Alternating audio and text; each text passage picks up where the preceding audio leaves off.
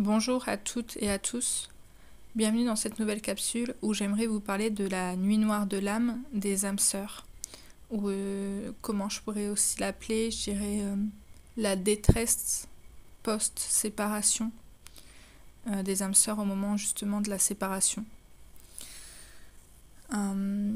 Cette période elle est vraiment souffrante. Je dirais que ces périodes-là, à mon sens, pour moi, pour mon vécu, ont été vraiment les périodes les plus difficiles de ma vie. Voilà, c'est vraiment la souffrance est telle qu'elle n'est pas à négliger. Et si je vous fais cette capsule, c'est pour essayer de vous faire la comparaison entre une nuit noire de l'âme vécue par les âmes jumelles et une nuit noire de l'âme vécue par les âmes sœurs, pour essayer de vous aider à vous retrouver. Donc pendant cette période, on est en détresse, on est en souffrance extrême, on se sent perdu, on se sent extrêmement seul et on se retrouve dans une situation où plus rien n'a de sens, où même notre vie ne vaut plus la peine d'être vécue. Dans le sens où on a la sensation que en perdant l'autre, on a perdu notre raison de vivre. Ce qui est extrêmement faux, hein, d'accord.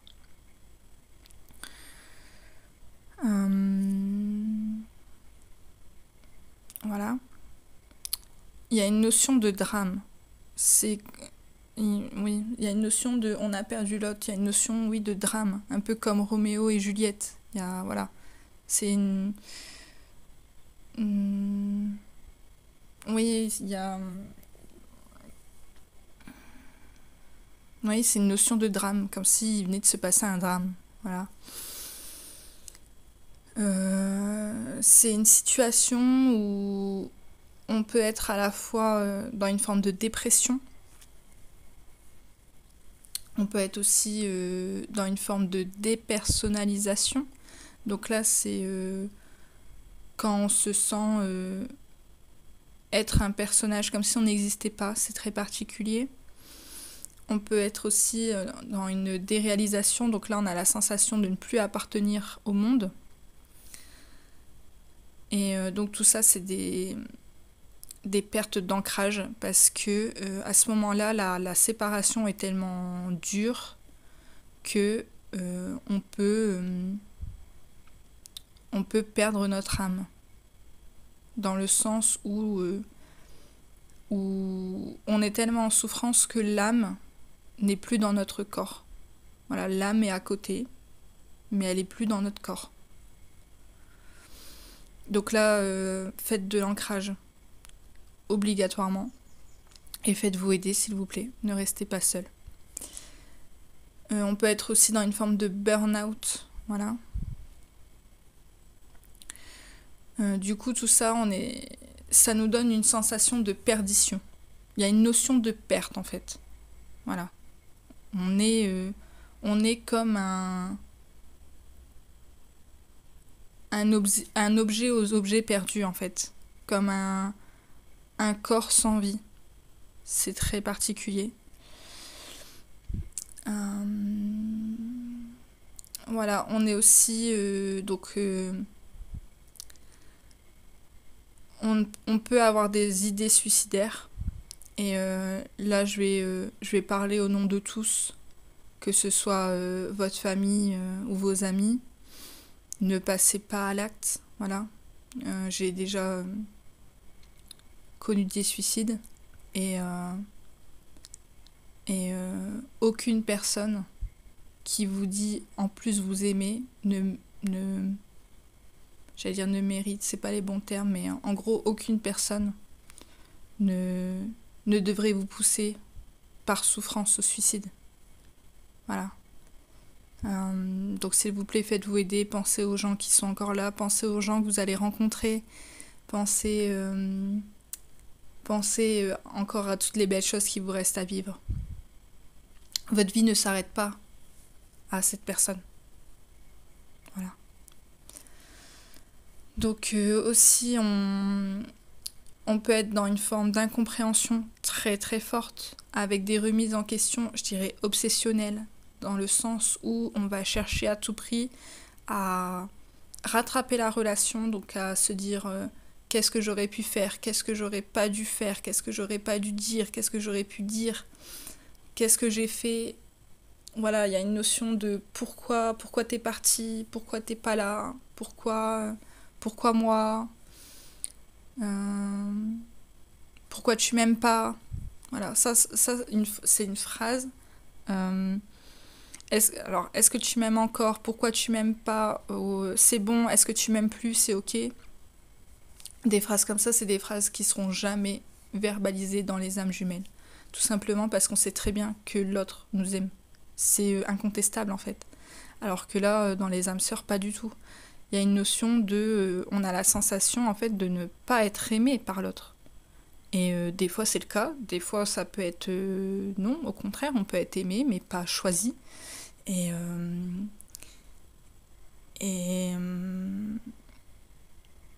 et souvent il y a une notion quand même de possession en fait. De passion, de possession, d'obstination. Voilà.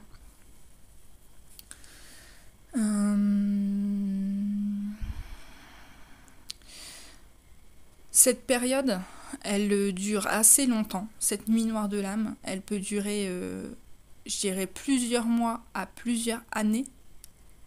Voilà, de souffrance. Ça, dans les âmes jumelles, il n'y a pas. Je vous le dis, il n'y a pas. Ça dure pas 150 ans en fait. La souffrance ne dure pas, surtout si vous travaillez sur vous. Voilà. On a la sensation d'avoir toujours, dans les âmes sœurs, là je vous parle, la tête sous l'eau, tout le temps. C'est-à-dire on a la sensation que quoi qu'on fasse pour aller mieux, on n'y arrive pas. Il y a ce côté d'avoir la tête sous l'eau, comme d'être toujours plongé, tiré vers le bas. Donc ça, c'est pas normal. Voilà. Après, on est perdu sans l'autre, souvent. On se sent vraiment perdu. Voilà, il y a une notion, comme je vous dis, de perdition, de perte, de drame. Voilà. Et on veut souvent retrouver l'autre très vite et aussi comme avant. Parce que on a ce côté de personnifier l'autre en fait. Et même si imaginons vous évoluez et que l'autre en face n'évolue pas, il va vous faire la réflexion. En mode t'as changé, t'es pas comme avant, t'es plus comme avant. Voilà. Donc ça aussi c'est pas normal. Voilà.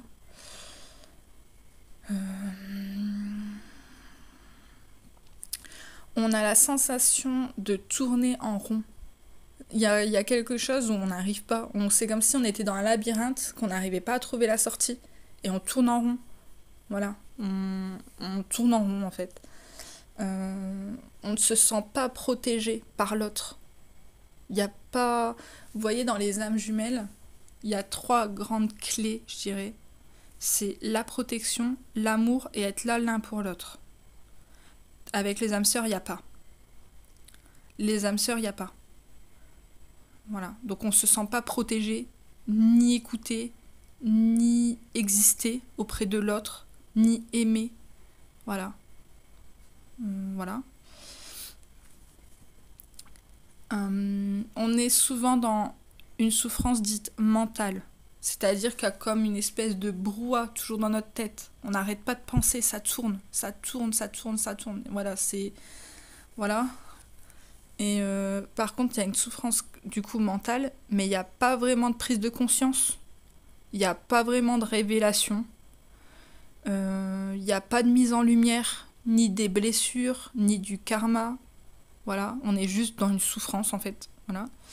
Et c'est une souffrance qui nous ramène ni dans notre corps, ni vers notre âme.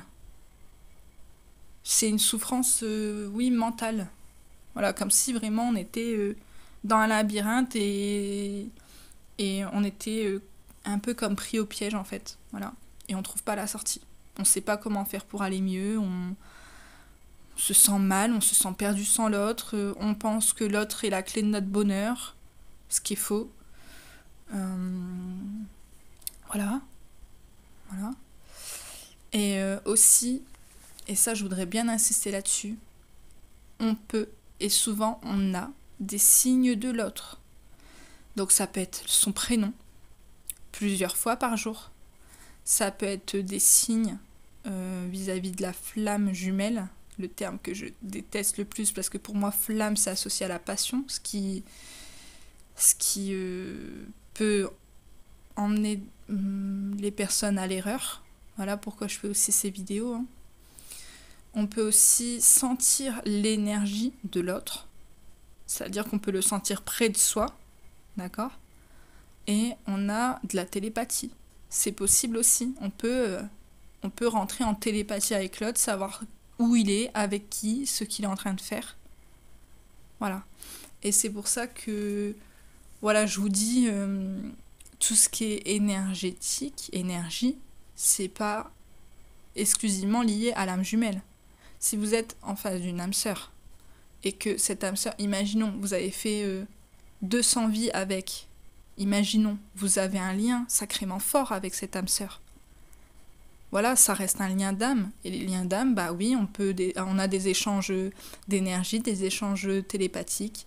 Et du coup, ça va pas vous faire valider ou invalider votre lien. Voilà, vous êtes en lien d'âme, c'est tout. C'est un lien d'âme, ça reste un lien d'âme.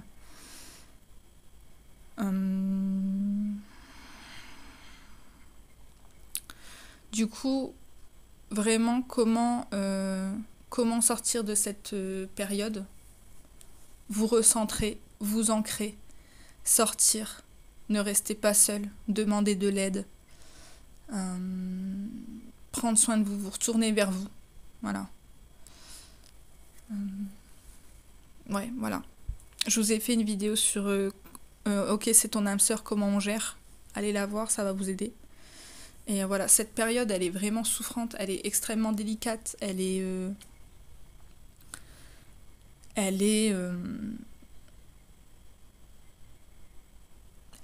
vraiment, ouais,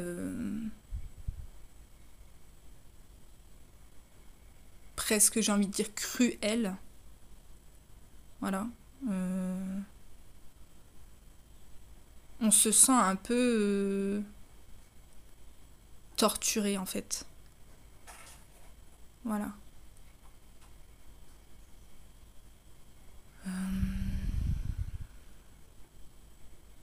C'est une période qui est vraiment dure. Vous avez vraiment tout mon soutien.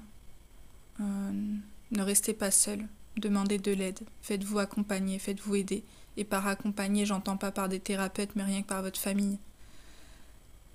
Voilà. Ne mettez pas votre vie en l'air, ne gâchez pas votre vie pour une personne même si vous l'aimez, qui ne le mérite pas. Voilà. Prenez soin de vous. Je vous dis à très bientôt dans une prochaine vidéo.